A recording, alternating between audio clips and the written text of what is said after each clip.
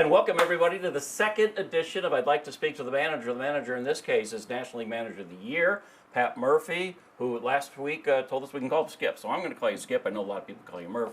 We got some good ones today from viewers. Right? Nice. Let's get to it. Let's do it. Kim and Brown Deer. Has baseball ever made you cry? If so, how and when? Yeah. One that comes to mind, 1991. I'm the head coach at Notre Dame, and we had I'd only been on the job a year or two, and we had this miraculous year. Craig Counsell was on the team. I think he was he would have been a junior, and we were ranked in the top 25. We had no scholarships, and we just had overachieved and beat Miami, beat Texas, beat LSU on the road, and those were all top teams, and didn't get picked in the final 48, even though we were ranked in the top 25. And there was some politics involved, whatever, and I had to present the next day at our team meeting and banquet for the season, and talking about the season and what these guys had achieved. I broke down, and I cried hard. You know what I mean? And it meant so much to me that what these guys had done, and they didn't get a chance. They came back the next year and killed it. So that team sounds a lot like this team. Yeah. A lot of scrappers. Gail and West Bend, we talked a little bit about this last time. What are your 2 to 3 things that you feel are most important when leading people? What are your non-negotiables that you must have and they must have belief in you? Yeah, I think first and foremost, you got to be genuine. You got to be honest. You can't be afraid of the critical conversation. You know, people call them tough conversations. You can't be afraid of the critical conversation. Right. And that's number one. And then you don't lead with power and authority. You lead with love. You know, you really do. And once they know you love them, I think you got a chance to lead them. And then there's all different ways. You know, there's all different ways. But I think most importantly, the non-negotiable is you have to love them. I learned a valuable lesson when my son was born in 2000, and I started to coach my team, and then I started to realize, because he was around all the time, it was just him and I started to realize everybody loves their kid the way I love mine right here in front of me, their little boy.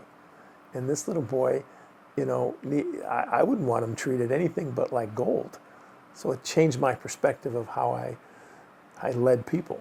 And I'm really grateful for that understanding. And then I've been doing it. I've been trying to do it out of love. I want to tack on to that question. The role that humor plays. Against the Cubs the other night, Reese got hit in the hand. You walked out, said something. Both of you laughed. You laughed walking back to the dugout. Same thing last night with Sal. You walked out, checked on him. There was laughter. You're a funny guy. What is the role that humor plays in leadership? I think it's keeping things light sometimes in a very pressure-filled moment. You know, I told Sal, because I never go out for injuries very often. You know, I told Sal, I said, Sal, you know, I need some more TV time. You know what I mean? Like, there's got to be one woman out there that thinks I'm special, Sal. I need the TV time, and they love you, so I got a chance to maybe be like hanging on and maybe, you know. Let me be your wingman for these 25 seconds. Yeah, and he laughed, of course. But yeah, that's. I think humor's important, that you can keep it light and you can joke even in big situations or stressful situations. Richard from Sheboygan, ball players are known to be superstitious. What's yours as a manager? Yeah, that's going to disappoint my guy from Sheboygan, because I really don't have any. You know, and when I find myself like, oh, I wore this shirt yesterday underneath, or hey, when I find myself doing that, I'm like, that is so stupid. That's not what this is about. You know what I mean? Like, I'm not going to do that ritual. I do some, you know, I sit in the same seat on the plane every trip. I sit at basically the same seat on the bus every time we go on a bus. But that's more habit than superstition. Yeah, it's more habits, you know, and but I don't force the habits. If I don't get that seat, I don't panic, or I don't say, oh, I got to have that one, you know. I'm not attached to too much, hopefully. Speaking of clothing and articles of clothing, great question from Dean from Milwaukee. I've never even wondered about this. Who decides what uniform the team wears each day? Yeah, usually our Cracker Jack equipment guy, Jason Schauger, who's been with us for, how many years Schauger been here, would you think? long time. He's been in the business a long time. Schauger, he rules the clubhouse. So you don't cross Milky. I call him Milky because he's essential. Like breast milk. You know what I mean? It's his nickname. That's a great Milky. nickname. I always thought it was the starting pitcher. That's not true. No. It's equipment guy. But Schauger would know what the starting pitcher wanted, so he would often accommodate the starting pitcher, especially a veteran. Good question here from Steven, who I don't know where he's from. He didn't put that. But how do you overcome the language barrier between William Contreras and the non-Spanish speaking pitchers? Are they all supposed to be bilingual? How does that work? Is there a translator? It's really on the Latin player, which is something that isn't understood. These guys learn English, and they're responsible for it, and they do a great job of it. And William does it at a level where he understands everything you're saying. So he's very easy to work with, and he cares about his pitching staff, and they feel it. How's your Spanish? Un poquito. Un poquito, sí. Mi también. Lori. Hi, Lori. Lori, what is the tattoo on your arm, and what's the story behind it? I've got a couple. Yeah. This is No Retreat, No Surrender. Fitting. Yeah, it's words to live by, but it's also a Springsteen song, and I'm a tremendous Springsteen believer, and that's another long story. I told it yesterday, actually. It's not even that it's the music. I like all different types of music, but it's who he is and his message and how he does it. His special. ethos. Yeah, that's it. Yeah, that's what it's about. I've got a couple other tattoos, but I think she's referring to that one. I got this one. It's 200 Club. Something me and my son share the same tattoo. It's something that was given to me by a sports psychologist way back when, Harvey Dorfman. He's written a lot of books. Harvey's just a great baseball man and a great man, passed now. I love giving him credit. He gave me the 200 Club, and it was a motto to live by, and it's complicated and not for TV. All right, fair enough. I love this question. Maggie from Milwaukee. Which non-baseball team would you want to try coaching for one game? Would it be Notre Dame football? Would it be something else? And you'd have to be good at it. What one team, what sport could you say, give me one crack at these guys? I'm not sure I could be good at it. I coached college football for 4 years. I wouldn't want to coach Notre Dame football because I'd screw it up, and they got a great coach. And so I wouldn't take that one, but that would be exciting and it'd be a thrill. I love coaching football. I love the feel of the game, the Saturday, the afternoon. I just love that. What would be the team? I don't know. Not Notre Dame, too much pressure there.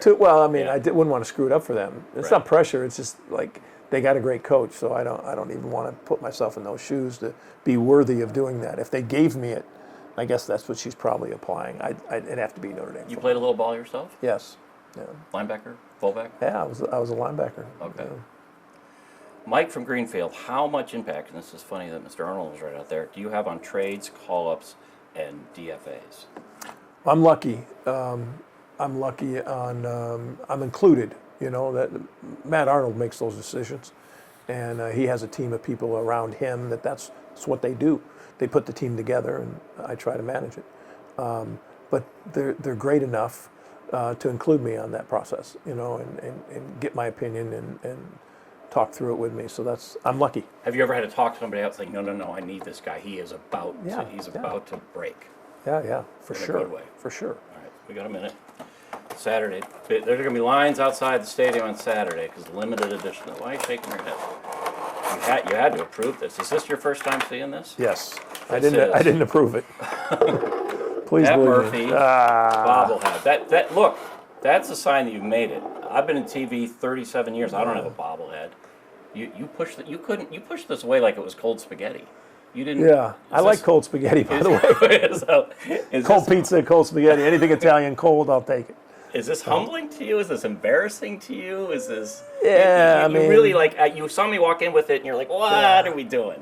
Yeah, it's just like this. Really, this whole journey for me with the Milwaukee Brewers. It's not about me. and I want to make sure that it's not. So when I see the signs in my face, Murphy bobblehead, I'm like, oh God, really? Like, I think we could throw them all away or donate them to, I don't know who would want them. So Well, here's the thing, because I know how this works, because I approach this as a fan. People are going to walk in, and there's going to be guys offering them money when they walk into the stadium. I did it with the Euchre bobblehead last year. People were, I didn't want to sell it, I wanted it. People are going to be paying $50, $100 for this by the time Saturday night games is over. yeah, donate that money to a good charity. Yeah, stuff like that. This isn't about coaches. Coaches are servants. We're offensive linemen. We open holes. We're not meant to get credit or get attention, so to speak. We have to speak to the media as kind of the mouthpiece for the team, but I don't like that kind of stuff. Yeah, my kids will love it. They'll laugh at it. They'll break it. And they'll break it. Good. Hey, we set a time limit. Time limit's up. Some questions we didn't get to. We'll have to do it next time when we say, I'd like to speak to the manager, Pat Murphy. Thank you for your time as always. My pleasure, Appreciate as always. it. Thanks, Man. Ted. Pleasure.